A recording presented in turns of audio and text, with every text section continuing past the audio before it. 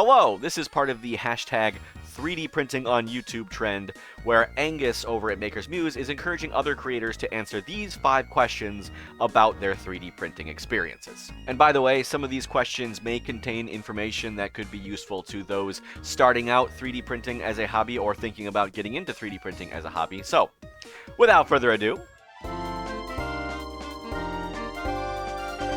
truth be told, I don't remember the first time I had ever heard about 3D printing.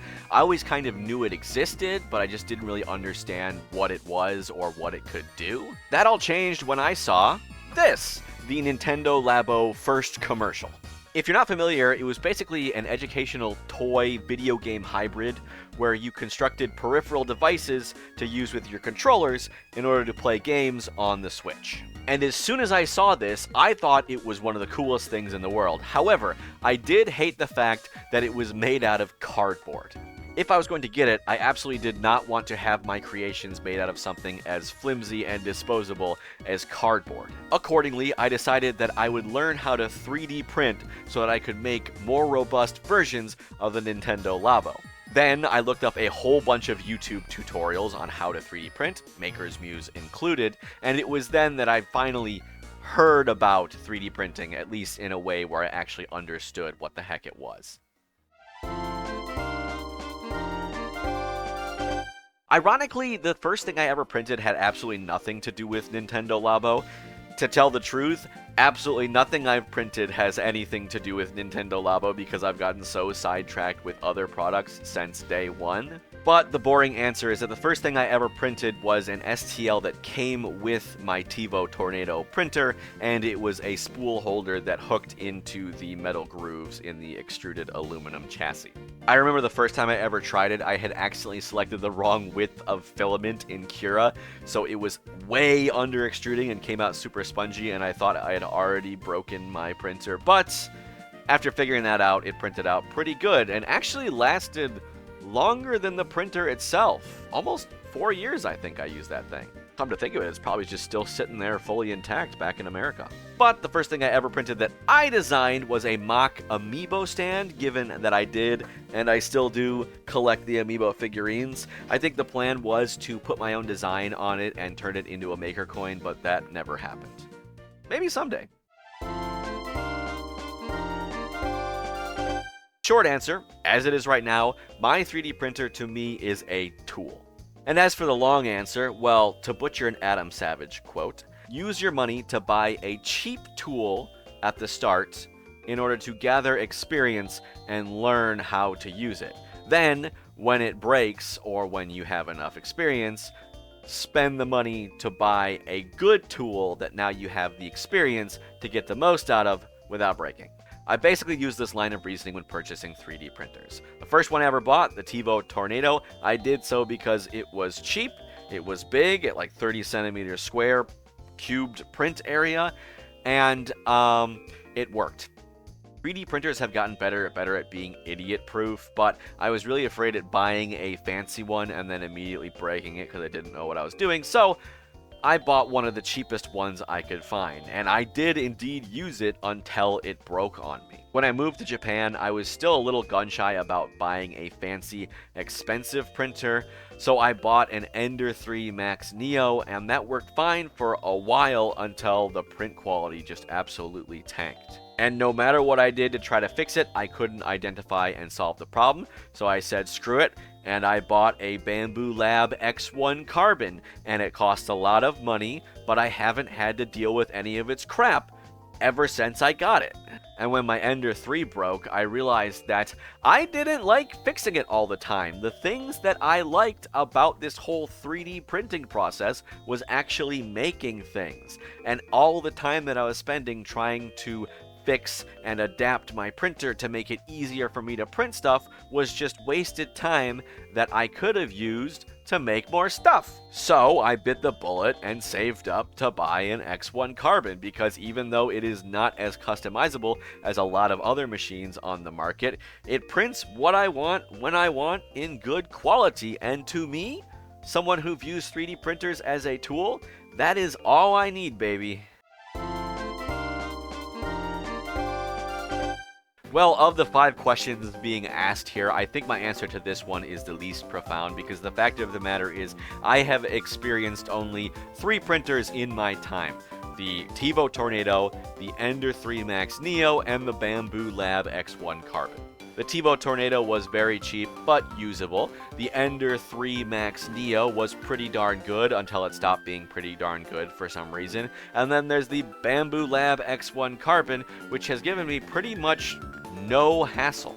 After the initial setup, the only thing that I needed to fix on it was the hot end was extruded once. The AMS got a little clogged because a piece of filament got broken inside of it, and it has asked me to oil the lead screws with the provided grease and instructions on exactly how to do so twice. And that's it.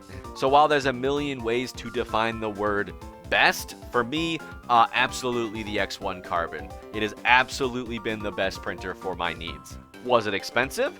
Absolutely. But did things like the auto bed leveling, the built-in slicing software, wireless printing, and the built-in spaghetti failure detection sensor make me care a lot less about that price? Oh yeah. So for me, it's the best one I've used, hands down. If you are a beginner and watching this, Bambu Lab has other printers that are cheaper that, from what I understand, are just as reliable, so that might be a better choice if you're looking for a first one. But for me, X1 Carbon has been doing just fine. But if I was allowed a few complaints about my printer, I would like a slightly bigger one, because both of my older printers had 30 centimeters by 30 centimeter print volume, and this one does not. It's a little smaller. And I wish you could print in multicolors without making so much waste. There's just so much plastic that comes from purging the hot end in between filament swaps, and it's a darn shame.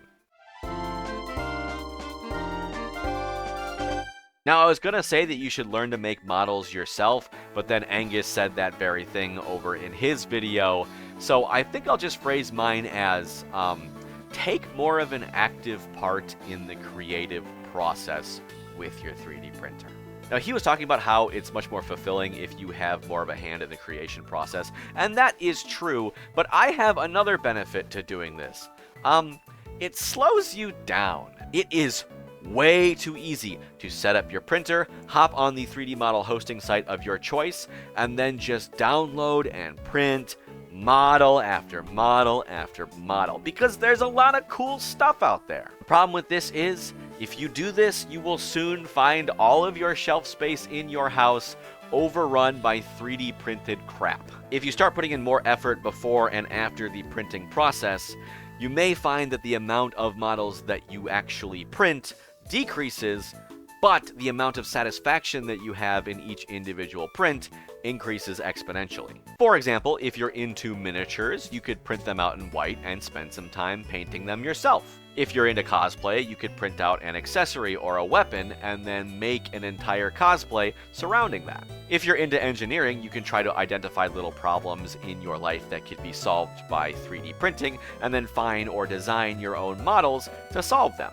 If you're a 2D artist, you could try taking some of your creations and turning them into chromophanes and printing them out that way. And if you're like me, you can make fun videos about your creations and upload them to YouTube. Overall, if you just enjoy finding designs, printing them out, and displaying them as is, more power to you. It's just that when I personally did that, I ended up feeling a little hollow, and I ended up running out of shelf space. Taking time to personalize things can help mitigate both of those problems. Now, if I may insert a shameless plug, if you are someone who is interested in design, I recommend you find something simple that you want to do and then go from there. And if you want something relatively simple to try to design, might I suggest my editable Pokeball base? It's just a little project I'm working on that provides beginner modelers with the tools that they need to make something cool. Basically, you just edit your design onto a sphere, and then the guide I made helps you adapt that to a working opening Pokeball. If you're at all interested, link to that video in the description. And that's it. If you enjoyed what you saw, feel free to drop a subscription, and check out my 3D models. They're all free to print. I'm going to be making a lot more 3D printing content in the future, so I hope you enjoy. Now, in the original Maker's Muse video, he tagged a couple people and invited them